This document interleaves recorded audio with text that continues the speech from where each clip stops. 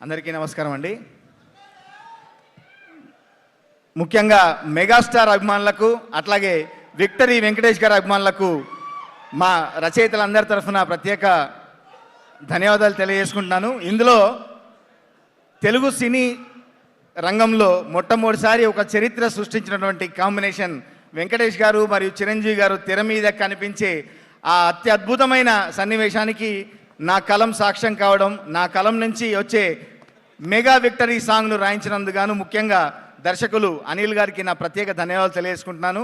Supreme cinema నుంచి అనిల్ గారితో నా ప్రయాణం నేటి వరకు సాగుతోంది. ఇంకా ముందు కూడా మంచి పాటలుగా సాగాలని మనస్ఫూర్తిగా కోరుకుంటూ, ఇంత అద్భుతంగా మీ అందరినీ ఆడించిన ఈ పాటని అత్యద్భుతంగా స్వరకల్పన చేసినటువంటి నా మిత్రుడు భీమ్స్కి కూడా ప్రత్యేక ధన్యవాదాలు తెలియజేసుకుంటూ, ఈ సినిమా ద్వారా మరొక మెట్టు అందుకుంటాడు. ఖచ్చితంగా ఈ విజయంలో భీమ్స్కి మంచి పాత్ర ఉంటుందని మీ అందరికీ తెలియజేసుకుంటూ, అట్లాగే చిరంజీవి గారు సెట్కి వచ్చిన మామూలుగా అందరికీ శంఖంలో పూస్తే కానీ తీర్థం కాదని, ఏ విభాగంగా అయినా చిరంజీవి గారితో నటిస్తేనో, చిరంజీవి గారిని దర్శకత్వం వహిస్తేనో, చిరంజీవి గారికి పాట రాస్తేనో అక్కడికి మన ప్రయాణం పరిసమాప్తం, అంటే ఒక మంచి మెట్టు చేరుకుంది అని అనుకుంటాం. అట్లాంటి చిరంజీవి గారికి వెంకటేష్ గారికి ఈ సినిమాలో రాయడం నిజంగా నాకు చాలా గర్వంగా ఉంది.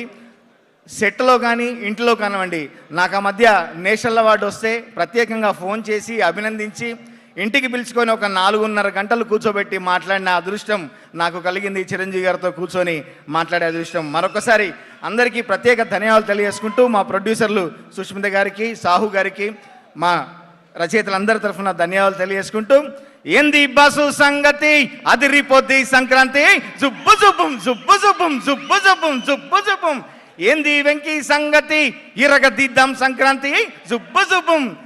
అదిరిపోద్ది సంక్రాంతి కాదు, తప్పకుండా అదరగొడతారు, ఎరగదీస్తారు. మనదే కదా సంక్రాంతి అని చాటి చెప్తారు.